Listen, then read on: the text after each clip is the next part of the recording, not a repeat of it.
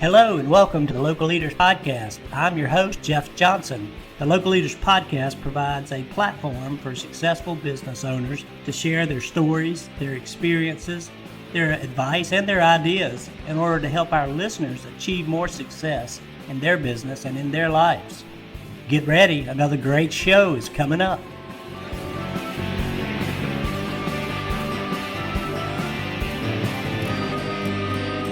Good afternoon, everyone. Welcome to another episode of the Local Leaders Podcast. I'm your host, Jeff Johnson, and I'm super excited today to bring you Mr. Todd Martin of South by Northwest Hospitality out of Fayetteville, Arkansas. Welcome to the show today, or the episode today, Todd.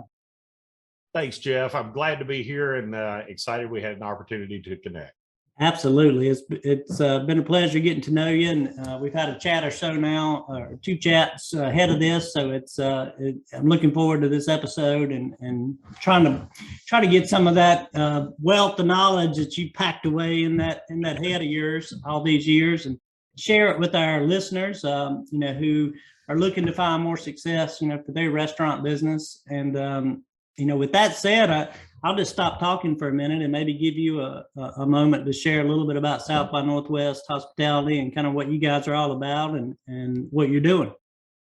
Well, thanks very much, Jeff. I got to tell you, it's I'm not sure there's a wealth of knowledge up in here. It's a little bit of that whole thing about luck is preparation meeting opportunity. And, I think my wife and I have had a little bit of luck along the way as we've gotten into the hospitality business.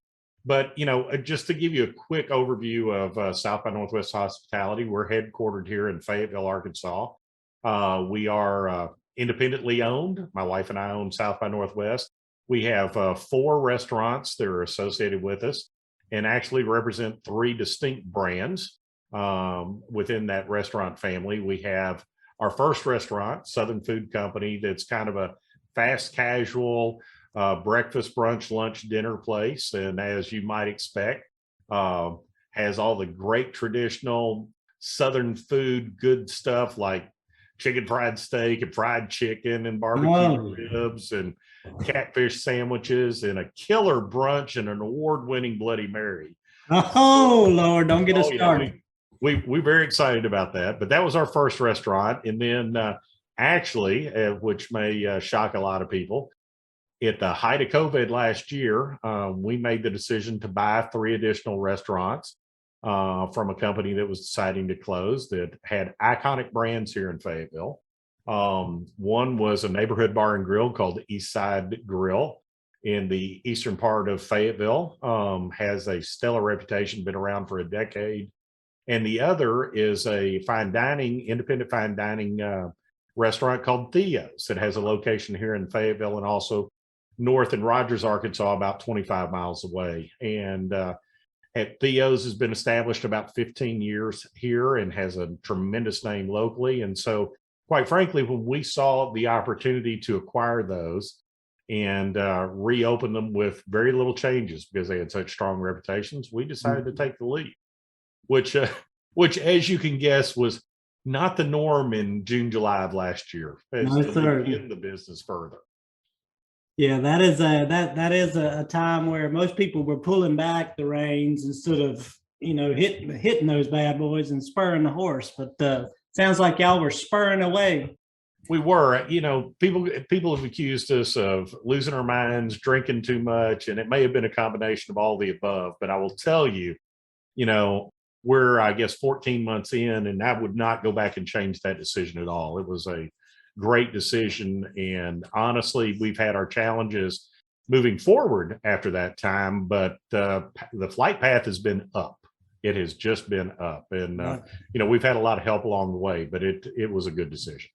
Well, that frankly, actually, it's really encouraging and encouraging for our listeners. And I try not to talk too much, but I will just say that, despite the pandemic, it does create opportunities when you're in a position to where you can take advantage of them. It's never too late, never too early.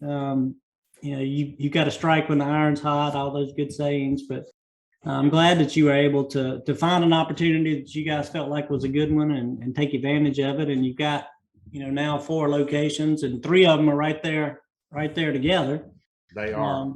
And the 4th not being, what'd you say, 20, 25 miles down the road? Yeah, it's very close. Yeah. So that's awesome. Now, are you and your wife involved in the day-to-day? Do you have GMs running each one? Kind of how's that set up? So, we're very fortunate that we have got a tremendous management structure. So we have a general manager at each restaurant, along with a chef, and then we have an AGM or an AGM and a service manager also at each location. Additionally, we have a CFO that helps us oversee all the restaurants, and an operations officer, chief operations officer, who is charged with 100% of the day-to-day, which Okay. gives us a lot of the opportunity to really work down more efficiently and manage the finances and keep our real focus broadly on what each store is doing and what we're doing as a group. And as you know, managing the finances across that very, very strongly, even across that group of people, is a little bit challenging, but it's going to be key to be able to have success. Yeah, that's awesome that you're in a position to where you can have help on the day-to-day and people who's, kind of, I guess, taking all the day-to-day challenges and running that. Sorry, I've got a phone on the side over here that just decided to go off. But to have a team like that in place to where you can stay focused, and you and your wife can stay focused on kind of the bigger picture and the 30,000 level view, I guess, or perspective, and try to keep the ship. And I would say that works that way most of the time. But Yeah. there's some of the time that, so Southern Food Company was my wife's original concept, and is based 100% on 25 years of making me about twice the man physically that I was when we met 35 years ago. As in, she fed me too much and it was good stuff. So we translated that into Southern Food Company. But, interestingly enough, she is still involved a lot in day-to-day on the management there. So she has more direct input there because it's really her baby.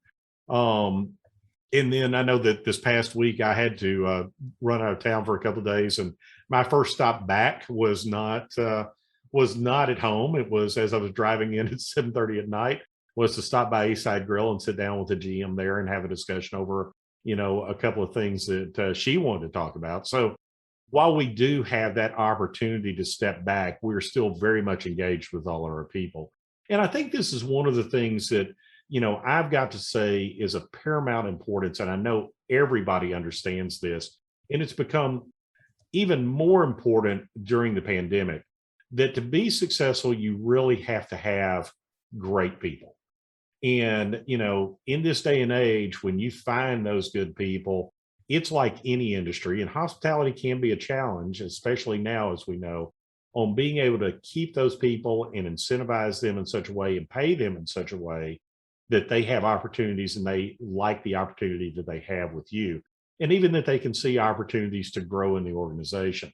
Now, let's face it, when you own one place and you're an independent, that can be a challenge. It really can, from an economic standpoint. I know that I was very excited as we introduced for the entire company our health benefits package that I consider to be an extremely good health benefit package. I've had some corporate benefits in my lifetime for the majority of my adult life, and I will tell you, I've targeted these to be competitive with that. So introducing those was difficult as a multi-store approach, and can be almost impossible as an individual store. But I think it's all ties back into finding great people, finding ways to retain those people, making them feel like they are really part of the family and that they want to help run the organization like they own it. And it's really building that very strong culture around to make sure that people feel engaged. But even more importantly, I think that from a standpoint of being successful in the hospitality organization, and I will say even an old guy like me can learn this, Jeff, because I didn't enter the industry thinking this way. But that entire concept of being hospitable, taking a guest in and saying, I'm going to give you a dining experience. You came here for good food and an experience of being served. And, it really harkens back even to, if we look back at the way the Bible taught us, in the Old Testament, about how that world viewed hospitality and translated today into, how we view hospitality, that welcoming of people in, treating them in a way that would be above how you treat yourself in those situations, and really taking care of people to give them that experience of being out. Yeah. That's what we're trying to embrace as a culture, whether we're doing it at a fast casual type of restaurant like Southern Food Company, whether we're doing it at our neighborhood bar and grill at Eastside, or whether we're really welcoming them into our fine dining establishment. It's about embracing hospitality. I like that. I like that. And ensuring that you've got your team, the team fully understands kind of what you're all about, and that building that culture within the business or the organization is critical, because just because you and your wife feel that way, it does you no good unless you get that same feeling all the way down the line, right? Well, exactly right. And what I mean by when I say an old guy can learn this, I have to tell you, my chief operations officer, who's been in the business for over 20 years and is still a young man at, not even 40 yet. He started out with his first job as a bareback at 17. He's the guy that taught me that. He's the guy that, as I'm growing up in the rest of my career in corporate America, and I'm dealing with corporate culture, here's a guy that's teaching me about the importance of culture right here locally in the hospitality industry, in our restaurants. And he brought that to me and actually modeled that and taught that to me. Whereas I probably had a different approach, and I have seen the way that he wants to approach culture in that aspect be very good and very strong, and think that culture first is going to make us more successful as a group. It's going to empower and bind our people together. And I think that that's really important. So I want to tell you right now, that's not my concept. I had to adopt that and be taught that by somebody 20 years my junior in order to be able to be successful that way. So the one thing I'll give my credit to myself is this old dog can learn a new trick. Yes, sir. Well, that's fantastic that you're open and honest and able to take great advice from other leaders, and you're enabling leadership within the organization. But I love that. It's and I hear about culture a lot, and I hear people talk about it, but I've never really given it the thought that I just did as you were speaking about how important or how impactful that it could be. I came from a corporate environment too, and I suppose we had a culture, but it just wasn't the same. Maybe you had the same experience. It just didn't really mean much. And I think that was my challenge, Jeff, is coming from my background, it didn't mean as much. Yeah. And we were all part of the organization, and we had these aspirations. But what I've seen now, especially over the last year and in this time, I mean, let's face it, what's the big challenge that everybody in the hospitality industry has? It's retaining great people, and getting great people in. And now it's even more amplified because of the pandemic. It's nationally that people have left the hospitality industry, that they've decided it's tough. They don't feel like they're treated well. They're underpaid. It's a whole list of things. And, what can you do to help bind people back in? Well, number one, you can only pay them so much at that time. You got to be able to make money yourself. You do need to pay them, adequately. And then you can incentivize them for doing great things. And then you need to offer them some benefits. I do believe that, which is an expensive proposition. So, but you can only go so far there. Then the next step is finding a way that makes them feel part of something and bound into something, and really makes them feel like it's more than a job. I mean, when people are really successful and really engaged, they feel like they have a career. They feel like they're part of something. In the concept of hospitality, being able to bring that concept of hospitality forward and being able to work for something that they feel is a little bit larger than themselves is one of those ways of helping people feel more engaged and more of a part of something than just, I'm working just a job. Yeah. So outside, I like the way you broke that down. The first was, the pay, the incentives, the benefits, and then secondly was to make them feel like they're a part of something. For that second part, I mean, how do you push that down? How do you get other people to feel that way? Any way you can answer that? I know that's a little off script, but you just got me thinking. Not really. I don't have the perfect solution there. Here's what I can tell you.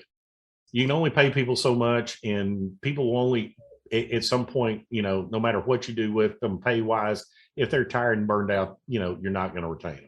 Yeah. The other piece on the culture is it takes an effort every single day. It takes you as a leader modeling that. It takes your leaders below you every single day modeling that. It's something that you can't just do once and say, check the box. You gotta decide it, live it, and then live it constantly and model it for your people. And the bad thing about that is that you can slip up. And when you slip up, you have to live it a lot better, a lot quicker, because you don't see everybody every day. So, Right. they are going to take what they think, what you emulate. And, being able to be there for your staff and treat your staff with respect, and being able to exemplify the hospitality to them, and then address situations that they need addressed when, in this day and age, we have a national issue right now. Hospitality is great, but when we have a national issue with, patrons coming in and being disrespectful or being downright rude or being abusive. And, we see that in the hospitality industry right now. We see it, on TikToks on airplanes with customers being unruly. You've got to be able to be engaged there and take care of those situations firmly and with grace. And, your employees and your staff are going to really appreciate that and understand that they are important to you, and that, you will put them first. So, it's a whole piece of being able to constantly modeling, talking about it, working with your next level of leaders and helping them learn to model it. And then that's the best way that I know to get it through the system. Because you can talk about it all day long, but if you don't live it and model it, doesn't make any difference. Nobody buys it. Yeah, no, and you're exactly right, and I think you summed it up really well. In fact, I'm probably going to try to cut some of that out and make a little blog post with just those 2 points, and because I really like the way you said that, so thank you for that. No problem. Hey, talking about different challenges that we're facing, and today, how long ago was it that when you started when your wife's the first concept? I just lost my train of thought, but Southern Food Company. How long ago? Yeah. So, really funny thing. So, 6 years ago in 2015, I decided to leave my corporate job after 25 years, and I was eligible to retire and hang out my own consulting shingle and do some other work. And I actually took over management of a nonprofit and started working on a few projects of my own. And, life was good. Things were easy. And my wife had been teaching for 30 years. And, she was teaching at a school that was a mile from our house, and, Sunday drives on the weekend. And man, things were great. And then she came up with this idea that, maybe we should open up a restaurant. Well, her cooking was fantastic. She cooked for groups before. And I thought, yeah, that's a great idea at our age. Let's open a restaurant. And as you might guess by my tone, I mean, it was like, are we out of our minds? So we planned for it for about a year, and we had a chance to live anywhere we wanted to live. So Fayetteville, Arkansas is where we met when we were in college. We moved back here. We've always loved Fayetteville, so we were happy to be back in Northwest Arkansas. We'd been in Memphis for over 20 years. And we opened up Southern Food Company. Well, let me tell you what. Trial by fire. We didn't know what we didn't know. Everything we thought we knew, we could put it in the trash can. Yeah. I had never been on high blood pressure medication in my life. And the first week we were opened up, I got on high blood pressure medication. It just shot through the roof at that point. Oh man, I'm telling you, super challenges that despite, corporate training and being in, business all of my life and, sales and marketing and all different aspects of management, thought I was ready to help with her aspect of, food prep and cooking and doing everything, even with groups and different organizations. Thought she was ready. Yeah, we weren't ready for any of it. We were not ready for any of it. So honestly, we were very fortunate that we had a concept that resonated locally. And we were able to introduce brunch in an area that was underserved, but actually do it in a way that we did it at home, which people embraced. So we became known very quickly as a brunch space. And within the first month, we were breaking even, which is almost unheard of. And we never really had, a negative month. We never really did from the day that we started. So we started to climb through that period.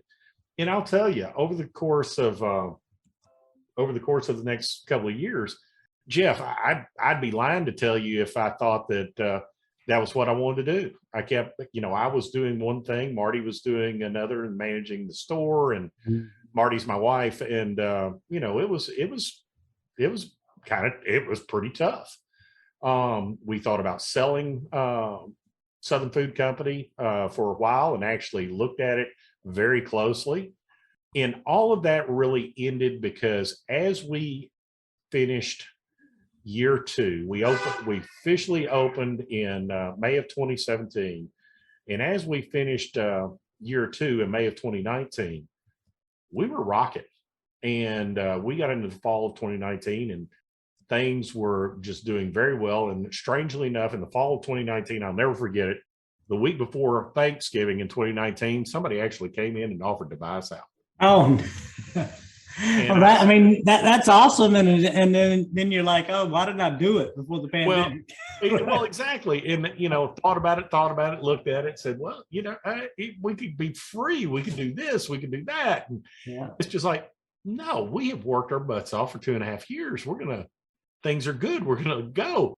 And then, of course, March of 2020, 6 months later or 4 months later, comes along, and we're shut down like everybody else. It's like, what were we thinking? Why didn't we sell?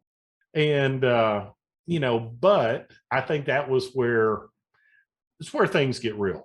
Like everybody else in America, when March of 2020 came around and we shut down everywhere, we had that come to Jesus moment, which is, wow, we have no revenue and we have a payroll. What are we doing?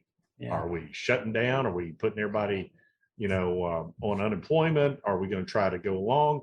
And we made the decision that we were going to, well, first off, we aggressively looked at every option that we had for additional financial help. We looked at a situation, and I will say very candidly for the audience, Marti and I are at that stage in life where, we want to be able to look to retirement at some point. We're thinking about, well, here's our retirement savings. How long will that make us work? Yeah. And so you go through all those calculations and try to say, what can you do? We made the decision that we were going to transform our business. And so with no dine-in business, no, to-go window, nothing like that at Southern Food Company, we decided to capitalize, like many restaurants did, on curbside and delivery. So we were able to work with our insurance agents and clear our deliveries that we'd never really done before. We talked about, we started an aggressive curbside campaign, and, we started going up. I will tell you, the last 2, so we officially in Arkansas had March 17th as the date. That was when we were thinking that we were going to have to go to social distancing and we'd reduce tables. And so we closed March 16th and made that adjustment. And they came in on March 17th and said, no dine-in. Yeah. And, by March 18th, we were heavy on curbside. This is where we're going. Yeah. So, those next 2 weeks in March were really those that said, wow, what do you do? But now we'll say at that time, the government was very active. We were fortunate in the industry to be able to have access to PPP and several other opportunities. So we were able to get things to go by, but that still said we've got a limited life. We've got to generate revenue. our curbside business really started to take off after 2 weeks. People were at home, concerned, Yep. but they started coming. So what we did is we saw revenue climb back from zero that really hit in stages in about 3-week increments. It was really funny. 0, 25%, 35%, and about 50%. We were generating about 50% of our previous revenue in curbside, which was great. I mean, we had cut our labor. We were still not going to be profitable there. But then things really started going back up. And then we had limited dining that was available to us that came back in this area in early June. And very limited dining, like 25%, 10 feet apart. Yeah, I remember when that came back, it was everybody was like at 25 at the max. That's right. And then, but we also expanded outside dining so that we could do things like many other people did, again, continue to adjust. And that was the thing that helped us really climb out of the hole. That was where we had the opportunity that we started seeing our revenue grow back. And then I will tell you, by July, we started on another growth trajectory that would take us back to the end. By the end of 2020, we were within 8% of previous year. Wow. So it was a really astounding period towards the back end with all the pieces, social distancing, masking, a lot of curbside, heavy duty outdoor dining, all the transition pieces, a lot more expensive than it was previously, but we were able to get our revenue rolling again. And it was that part, in fact, it was that part that actually led us to say, you know what, we can invest and acquire these other restaurants, because although the fine dining is different and we don't have curbside opportunities there, the grill is exceptional, and we can take the grill the same way we took Southern Food Company. So that's where we took Eastside Grill and really started getting it back open in the same footprint. And, again, it was kind of, as soon as we did, it was just the pathway was up. And do you guys see those two concepts, the two businesses specifically that they were able to make the transition for curbside delivery?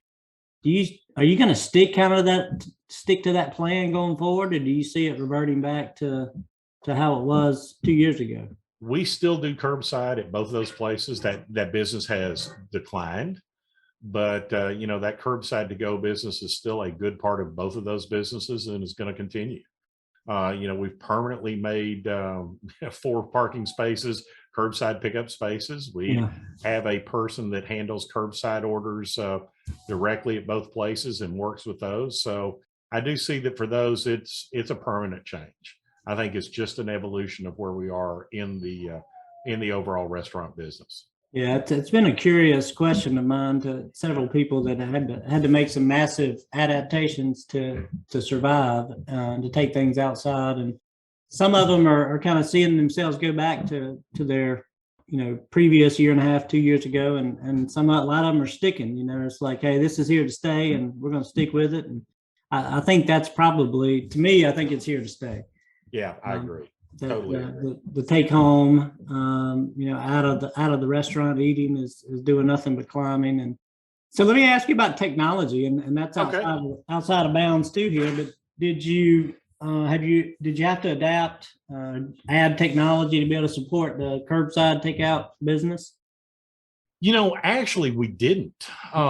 We were fortunate at that time. Our POS system supported, actually online ordering that we were not really using. Yeah. And so we did go ahead and click that at Southern Food Company to move that forward. Just turned it on, turned the switch. It was. So we were fortunate from that perspective. But outside of that change, we really didn't make any technology changes at that time. Now, since then, when we bought Eastside and the Theo's concepts, they were on an older system that didn't have that capability. But since that time, we have transformed the entire organization over to a new POS that we do like a whole lot, and also has a better interface on online ordering than even we had previously with Southern Food Company. Hey, do you mind for our audience if I ask which one? Which POS? We looked at a lot of them. We really did. We spent about 6 months examining POSs, and we settled on Toast. And it wasn't without a lot of decisions. We had a list of things we wanted. We got a lot. We had to give up on a few things that we wanted to do, but so far, I will say we're only a month into the entire changeover, but we're pretty happy. Well, it's I've talked to a lot of owners, and that's a pretty common choice. And they seem to have the technology, and in my real business, I'm in the POS space, but I'm not a toast guy.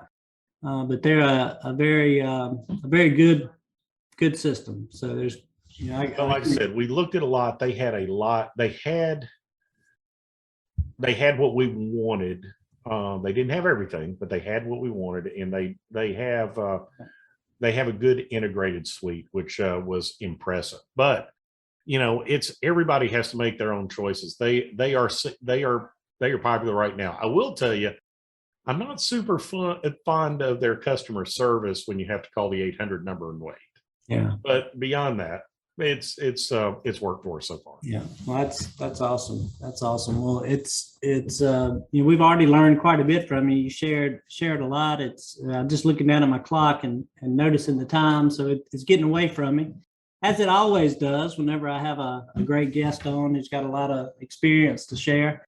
Are there any other big challenges that you faced, or have we kind of covered it now, that you wanted to mention? Kind of getting through with that first restaurant to taking over these other three that you added this past year. Oh, I think that I'm not going to really add anything that people don't know. We faced our challenges and had to have our way of learning to go through all of that trial by fire. Mm-hmm. And then I think the challenge that I would lay down to everybody is, regardless of where you are, don't be afraid to seek out expertise and listen to what people tell you. Like I shared with, my current chief operating officer, he's 20 years my junior, but has had a ton of experience in the hospitality industry. And he's taught me a ton about being in the hospitality industry. So, that continued learning, I guarantee you, no matter who you are or what you think, you don't have all the answers. Somebody else has got some experience, and it's worth always taking that in and taking a listen and seeing where they can go. And, in today's environment, I think it's still incredibly difficult. And we've got a lot of challenges in the hospitality industry, whether it's, the continued increasing in food costs, where we've got to adjust. We have, the labor concerns that we've had, and we've got to make sure that we pay our people appropriately, because we want to retain those people.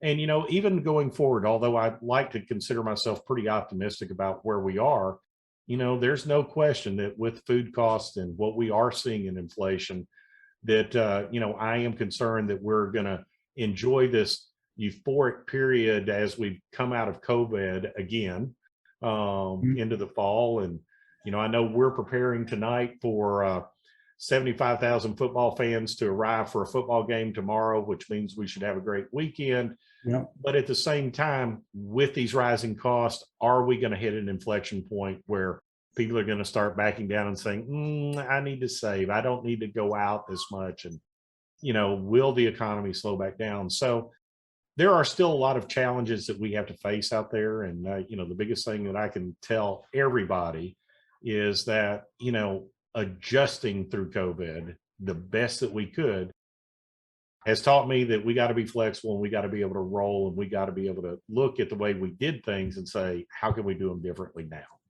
And I think that's part of the key to where we are today. And hopefully we can keep practicing that and continue to be successful.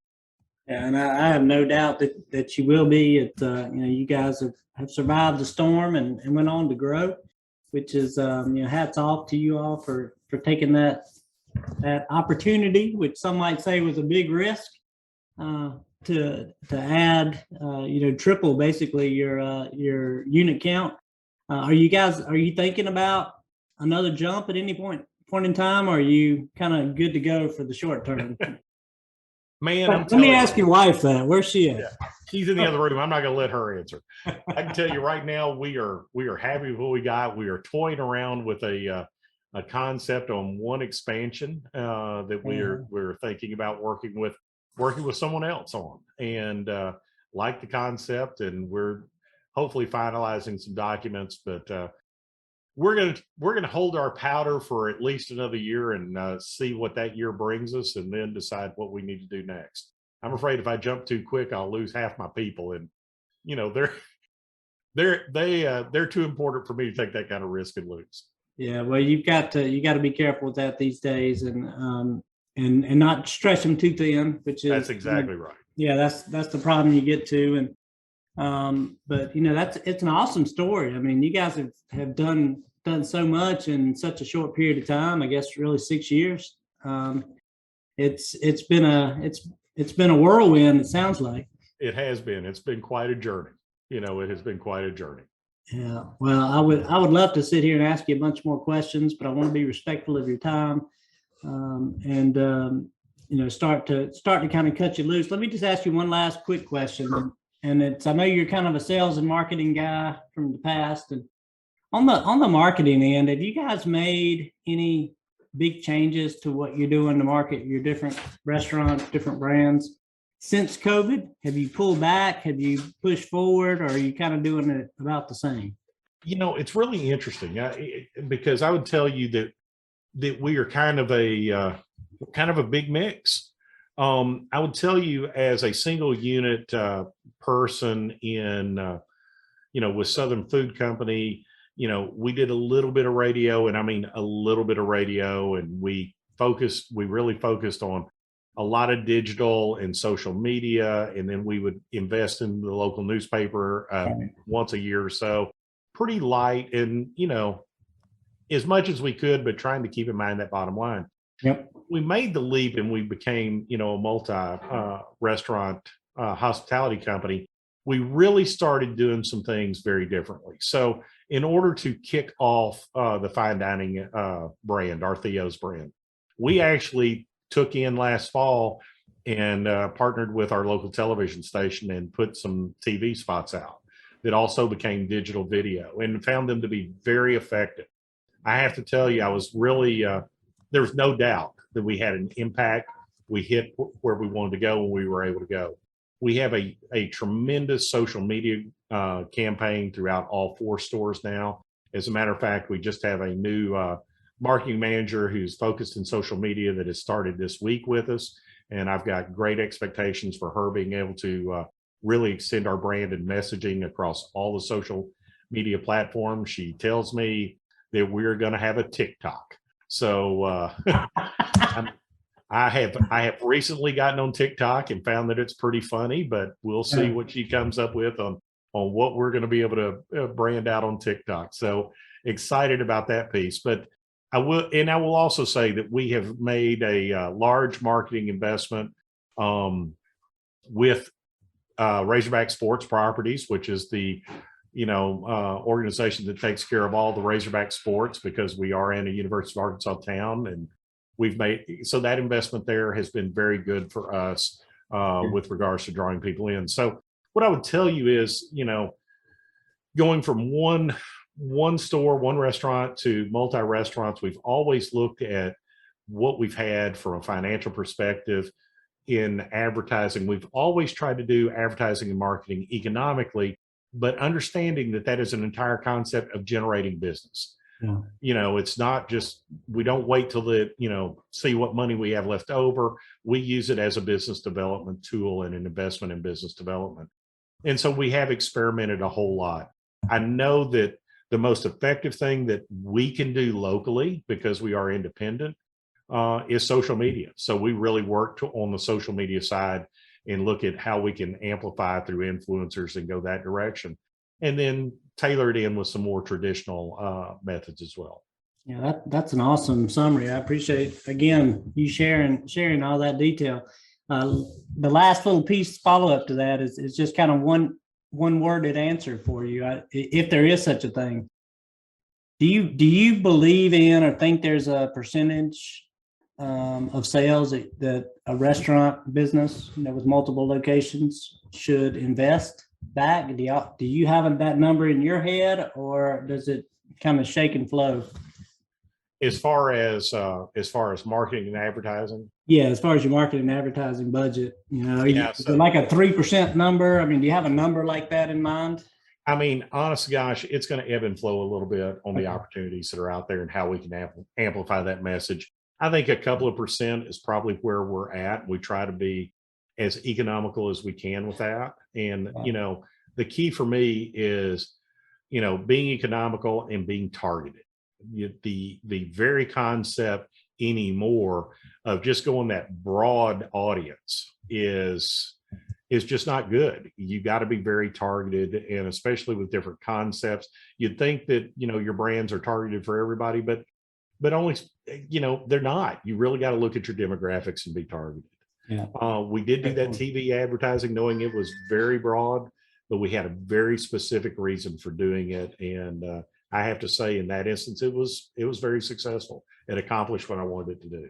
I appreciate you giving back on that, because you read about marketing and what the numbers should be, and depending on who you ask, it can go from 1% to from zero actually to 5 or 6%, and I've yet to find anybody throwing 6% out. So, well, if they are, they better be well. Of course, if they're doing that, they ought to be generating enough business where that percentage is going lower, right? Yeah, exactly.